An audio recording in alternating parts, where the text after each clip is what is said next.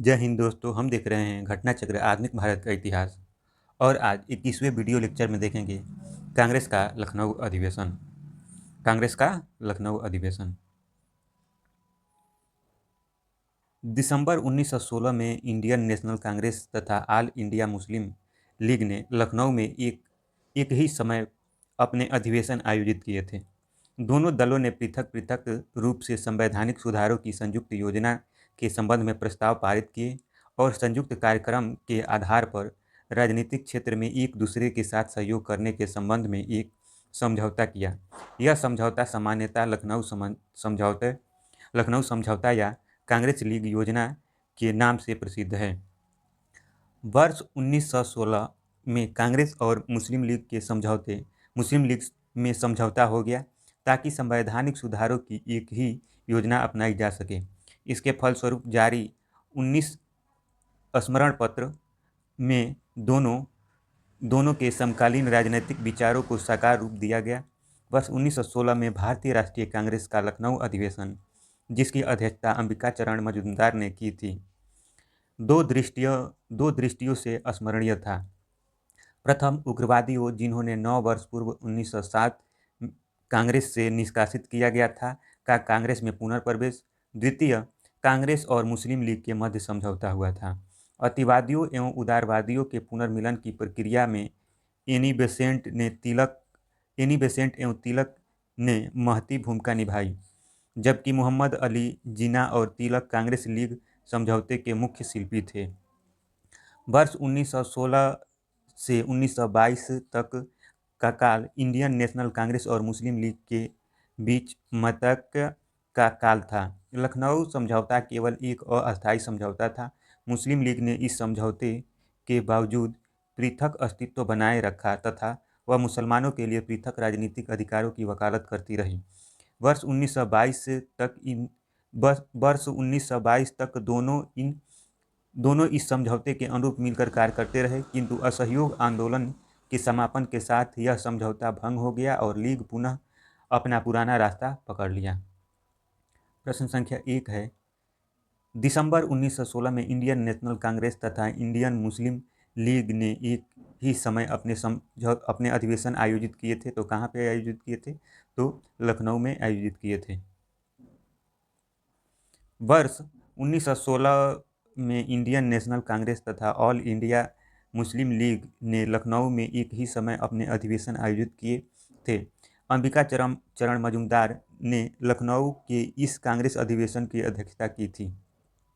प्रश्न संख्या 2 है, वर्ष 1916 में भारतीय राष्ट्रीय कांग्रेस के लखनऊ अधिवेशन की अध्यक्षता की थी। तो एस.सी. मजूमदार ने की थी, अंबिका चरण मजूमदार ने की थी। प्रश्न संख्या 3 है, कांग्रेस और मुस्लिम लीग के बीच प्रसिद्ध लखनऊ समझौते पर हस्ताक्षर हुआ था। तो वर्ष 1916 में हुआ था। वर्ष 1916 में कांग्रेस और मुस्लिम लीग में समझौता हो गया ताकि संवैधानिक सुधारों की एक ही योजना अपनाई जा सके। इसके फलस्वरूप जारी 19 स्मरण पत्र दोनों दलों के समकालीन राजनीतिक विचारों को साकार रूप दिया गया। अगला प्रश्न है, अतिवादियों एवं उदारवादियों के पुनर्मिलन की प्रक्रिया में प्रमुख शिल्पी निम्न में से कौन थे? तो एनी बेसेंट थे। वर्ष 1916 में भारतीय राष्ट्रीय कांग्रेस का लखनऊ अधिवेशन, जिसकी अध्यक्षता अंबिका चरण मजूमदार ने की थी, दो दृष्टियों से स्मरणीय था। प्रथम, उग्रवादियों जिन्हें 9 वर्ष पूर्व 1907 में कांग्रेस से निष्कासित किया गया था का कांग्रेस में पुनर्प्रवेश था। द्वितीय, कांग्रेस और मुस्लिम लीग के मध्य समझौता हुआ था। अतिवादियों एवं उदारवादियों के पुनर्मिलन की प्रक्रिया में एनी बेसेंट और तिलक ने महती भूमिका निभाई, जबकि मोहम्मद अली जिन्ना और तिलक कांग्रेस लीग समझौते के मुख्य शिल्पी थे। प्रश्न संख्या 5 है, वर्ष 1916 में मुस्लिम लीग और कांग्रेस के मध्य किसने समझौता कराया? तो बीजी तिलक ने, बाल गंगाधर तिलक ने कराया था। प्रश्न संख्या 6 है, कांग्रेस के वर्ष 1916 के लखनऊ अधिवेशन का कौन सा मुख्य दूरगामी परिणाम वाला निर्णय लिया गया था? तो इसमें मुस्लिम लीग की पृथक निर्वाचन क्षेत्र की मांग स्वीकार की। लखनऊ समझौता 1916 के तहत कांग्रेस ने मुसलमानों के लिए प्रथम बार पृथक निर्वाचक मंडल की मांग को स्वीकार कर लिया, जो मुस्लिम लीग के लिए एक सकारात्मक उपलब्धि थी, क्योंकि कांग्रेस अब तक इसका विरोध करती आ रही थी। डॉक्टर रमेश चंद्र मजूमदार ने लखनऊ समझौते की कटु आलोचना करते हुए लिखा है कि परवर्ती घटनाओं की पृष्ठभूमि में निस्संदेह यह कहा जा सकता है कि वर्ष 1916 कांग्रेस द्वारा लखनऊ समझौते के निर्णय ने वस्तुतः वह नींव डाली जिसके ऊपर 30 वर्षों बाद पाकिस्तान का निर्णय लिया गया। लखनऊ समझौते ने भावी राजनीति में सांप्रदायिकता के उदय का भी मार्ग प्रशस्त किया। प्रश्न संख्या 7 है, कांग्रेस ने प्रथम बार मुस्लिम समुदाय के लिए पृथक निर्वाचन प्रणाली स्वीकार की, वह वर्ष था? तो वह वर्ष 1916 था, वर्ष 1916। इंडियन नेशनल कांग्रेस और मुस्लिम लीग के बीच मतक्य काल निम्न में से कौन प्रदर्शित करता है? तो वर्ष 1916 से 1922। वर्ष 1916 से 1922 तक का काल इंडियन नेशनल कांग्रेस और मुस्लिम लीग के बीच मतक्य का काल था। लखनऊ समझौता केवल एक अस्थायी समझौता था। मुस्लिम लीग ने इस समझौते के बावजूद पृथक अस्तित्व बनाए रखा। वह मुसलमानों के लिए पृथक राजनीतिक अधिकारों की वकालत करती रही। वर्ष 1922 तक दोनों इस समझौते के अनुरूप मिलकर कार्य करते रहे, किंतु असहयोग आंदोलन के समापन के साथ ही यह समझौता भंग हो गया और लीग ने पुनः अपना पुराना रास्ता पकड़ लिया। प्रश्न संख्या 9 है, निम्नलिखित में से कौन 1916 के लखनऊ के कांग्रेस अधिवेशन के विषय में असत्य है? तो असत्य है, अंबिका चरण मजूमदार ने इसकी अध्यक्षता नहीं की थी। यह कथन क्या है? असत्य है। इस अधिवेशन में उग्रवादियों और उग्रवादियों के बीच पुनः मेल स्थापित हुआ, यह कथन सत्य है। महात्मा गांधी पहली बार चंपारण के किसान की समस्याओं से अवगत कराए गए, ये भी सत्य है। व्याख्या देख लेते हैं। वर्ष 1916 के लखनऊ के कांग्रेस अधिवेशन में तिलक पुनः कांग्रेस में शामिल कर लिया गया। अध्यक्ष अंबिका चरण मजूमदार ने कहा, 10 वर्षों के बाद दुखद अलगाव तथा गलतफहमी के कारण बेवजह के विवादों में भटकने के बाद भारतीय राष्ट्रीय दल के दोनों खेमों उदारवादियों एवं उग्रवादियों ने अब यह महसूस किया कि अलगाववाद उनकी पराजय और एकता की जीत उनकी जीत। अब भाई भाई मिल गए हैं। कांग्रेस के लखनऊ अधिवेशन में ही महात्मा गांधी से राजकुमार शुक्ल की मुलाकात हुई, जिन्होंने उन्हें चंपारण के किसानों की समस्याओं से अवगत कराया। अतः विकल्प ए का कथन असत्य है, जबकि बी और सी का कथन सही है। अगला प्रश्न है, निम्नलिखित भारतीय राष्ट्रीय कांग्रेस के किस अधिवेशन में महात्मा गांधी को चंपारण के किसानों की समस्या से अवगत कराया गया था? तो वर्ष 1916 में। यहीं पे हम 22वां वीडियो लेक्चर देख लेंगे, होम रूल लीग आंदोलन। अप्रैल 1916 में तिलक ने एवं सितंबर 1916 में एनी बेसेंट ने अपनी अपनी होम रूल लीग की स्थापना की। बेसेंट ने कॉमनवेल्थ और न्यू इंडिया तथा तिलक ने मराठा और केसरी के माध्यम से अपनी अपनी लीग का प्रचार किया। तिलक द्वारा स्थापित होम रूल लीग के प्रथम अध्यक्ष जोसेफ बैप्टिस्टा तथा सचिव एनसी केलकर थे, जबकि एनी बेसेंट द्वारा स्थापित संगठन के सचिव जॉर्ज अरुंडेल थे। तिलक और एनी बेसेंट ने अपने अपने कार्य क्षेत्र का बंटवारा भी कर दिया। तिलक के लीग के जिम्मे कर्नाटक, महाराष्ट्र, बंबई को छोड़कर मध्य प्रांत एवं बरार थे। देश के शेष हिस्से एनी बेसेंट की लीग के जिम्मे आए। दोनों लीगों ने अपना विलय नहीं किया, क्योंकि एनी बेसेंट के शब्दों में उनके तिलक कुछ समर्थक मुझे पसंद नहीं करते हैं और मेरे कुछ समर्थक उन्हें नापसंद करते थे, लेकिन मेरे और उनके बीच किसी तरह का कोई झगड़ा नहीं था। होम रूल आंदोलन के दोनों नेताओं तिलक एवं एनी बेसेंट की निगाह में स्वराज का अर्थ करीब एक जैसा था। ब्रिटिश साम्राज्य के अंतर्गत अस्थायी प्रांतीय एवं केंद्रीय स्तर पर उत्तरदायी शासन एवं प्रशासन का अधिकाधिक व्यवस्था की जाए, जैसी गोरों द्वारा शासित डोमिनियन दर्जा प्राप्त अन्य ब्रिटिश उपनिवेश में थी, यथा कनाडा एवं ऑस्ट्रेलिया में। होम रूल आंदोलन की व्याख्या 2 जनवरी 1914 को अपने समाचार पत्र कॉमनवेल्थ में एनी बेसेंट ने की थी, जिसमें ब्रिटिश साम्राज्य के अंतर्गत स्वशासन के उद्देश्य को ध्यान में रखकर धार्मिक स्वतंत्रता, राष्ट्रीय शिक्षा तथा सामाजिक और राजनीतिक सुधारों को आधारभूत कार्यक्रम बनाया गया था। भारत में यह आंदोलन प्रथम विश्व युद्ध के दौरान काफ़ी लोकप्रिय रहा। वर्ष 1916 का लखनऊ अधिवेशन होम रूल लीग के सदस्यों के लिए अपनी ताकत दिखाने का अच्छा मौका था। तिलक के समर्थकों ने लखनऊ पहुंचने के लिए एक ट्रेन आरक्षित की, जिसे कुछ लोगों ने कांग्रेस स्पेशल का नाम दिया तो कुछ ने होम रूल स्पेशल कहा। बेसेंट की लीग के संगठन सचिव जॉर्ज अरुंडेल ने लीग के हर सदस्य से कहा था कि वह लखनऊ अधिवेशन में शामिल होने की हर संभव कोशिश करें। थियोसॉफिकल सोसाइटी की स्थापना 1875 में संयुक्त राज्य अमेरिका के न्यूयॉर्क शहर में मैडम ब्लॉटवेटस्की तथा कर्नल अलकाट ने की थी। एनी बेसेंट 1889 में इसकी सदस्य बनी। प्रश्न संख्या 1 है, होम रूल लीग आंदोलन सर्वप्रथम किसने आरंभ किया था? तो एनी बेसेंट ने आरंभ किया था। भारत में होम रूल लीग आंदोलन सर्वप्रथम एनी बेसेंट ने प्रारंभ किया था। यद्यपि होम रूल लीग की स्थापना सर्वप्रथम अप्रैल 1916 में तिलक ने की थी। प्रश्न संख्या 2 है, वर्ष 1915-16 में दो होम रूल लीग आरंभ की गई थी नेतृत्व में, तो एक तिलक जी के नेतृत्व में और एक दूसरा एनी बेसेंट के नेतृत्व में। अप्रैल 1916 में तिलक एवं सितंबर 1916 में एनी बेसेंट ने अपनी होम रूल लीग की स्थापना की। बेसेंट ने कॉमनवेल्थ और न्यू इंडिया तथा तिलक ने मराठा और केसरी के माध्यम से अपनी अपनी लीग का प्रचार किया। प्रश्न संख्या 3 है, एनी बेसेंट मुख्यतः संबद्ध रही किससे रही? तो गृह शासन आंदोलन से। एनी बेसेंट मुख्यतः गृह शासन होम रूल आंदोलन से संबद्ध थी।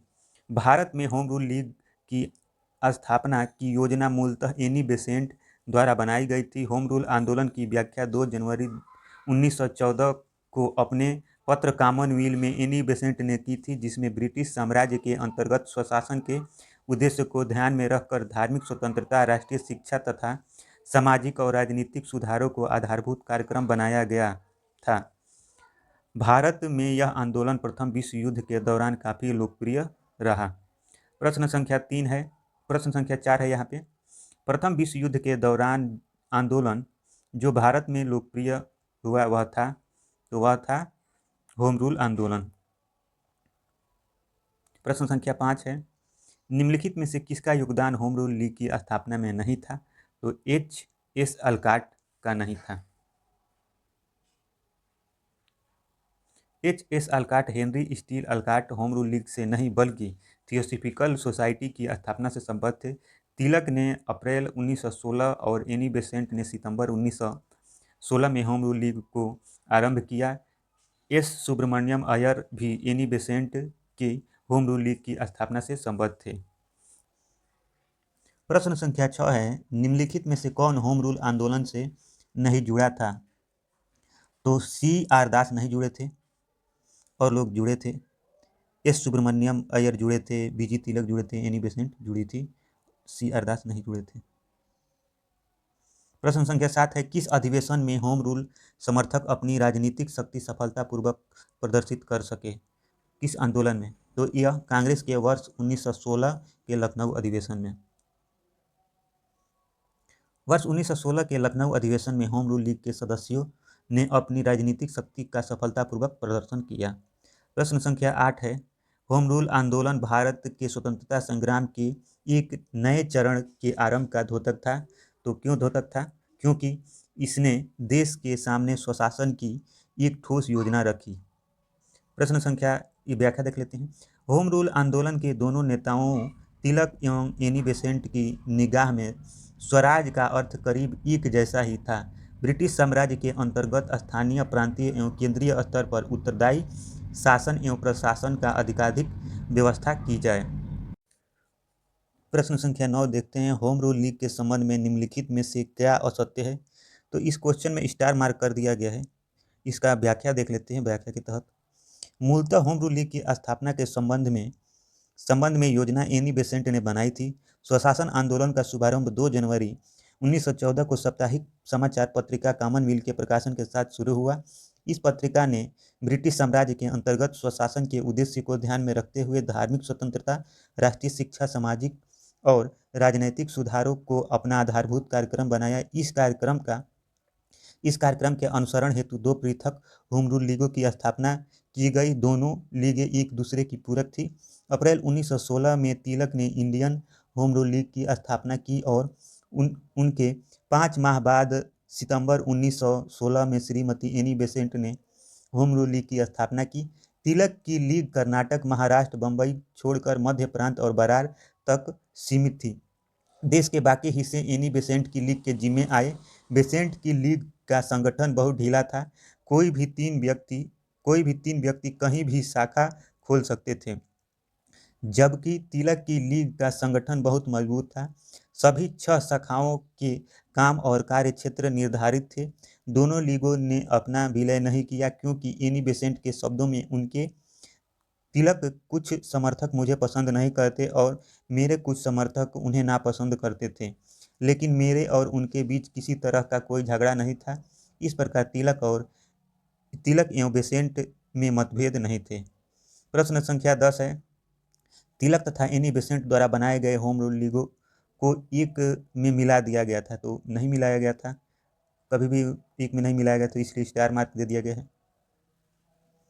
आगे है, निम्न में से कौन फेबियन आंदोलन का प्रस्तावक थे? तो एनी बेसेंट। एनी बेसेंट 1847 से 1933 ईस्वी फेबियन आंदोलन की प्रस्तावक थी।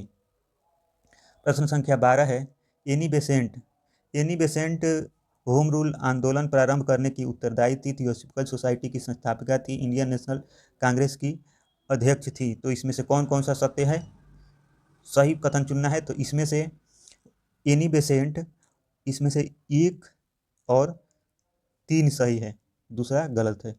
तो व्याख्या देख लेते हैं। इसमें हो जाएगा आंसर सी हो जाएगा।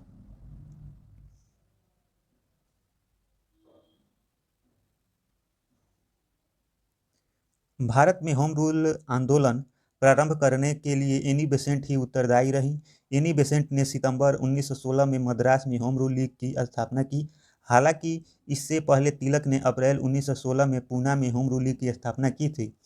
फिर भी दोनों आपसी सहयोग से अलग अलग क्षेत्र में काम करते रहे। होम रूल आंदोलन का मुख्य उद्देश्य संवैधानिक तरीके से स्वशासन प्राप्त करना था। एनी बेसेंट को इंडियन नेशनल कांग्रेस के कलकत्ता अधिवेशन दिसंबर 1917 की प्रथम महिला अध्यक्ष चुना गया। थियोसॉफिकल सोसाइटी की स्थापना 1875 में अमेरिका में मैडम ब्लैवेटस्की तथा कर्नल अलकाट ने की थी। एनी बेसेंट 1889 में इसकी सदस्या बनी। इस प्रकार कथन 1 और 3 सही है, जबकि कथन 2 गलत है। प्रश्न संख्या 13 है, वर्ष 1920 में निम्नलिखित में से किसने अपना नाम परिवर्तित कर स्वराज्य सभा रख लिया था? तो all India home rule league ने अपना नाम बदलकर स्वराज्य सभा रख लिया था। होम रूल आंदोलन Akhil Bharatiya home rule league एक राष्ट्रीय राजनीतिक संगठन था। इसकी स्थापना एनी बेसेंट द्वारा सितंबर 1916 में किया गया। तिलक की Indian home rule league Karnataka, Maharashtra, Bombay छोड़कर मध्य प्रांत और बरार तक सीमित थी। देश के बाकी हिस्से एनी बेसेंट की लीग के जिम्मे आए। लीग का उद्देश्य ब्रिटिश साम्राज्य के अधीन रहते हुए संवैधानिक तरीके से सुशासन प्राप्त करना था। वर्ष 1920 में Akhil Bharatiya home rule league ने महात्मा गांधी को इसके अध्यक्ष के रूप में निर्वाचित किया और महात्मा गांधी ने इसका नाम परिवर्तित कर स्वराज्य सभा रखा। इसके उपरांत Akhil Bharatiya home rule league का विलय कांग्रेस में हो गया।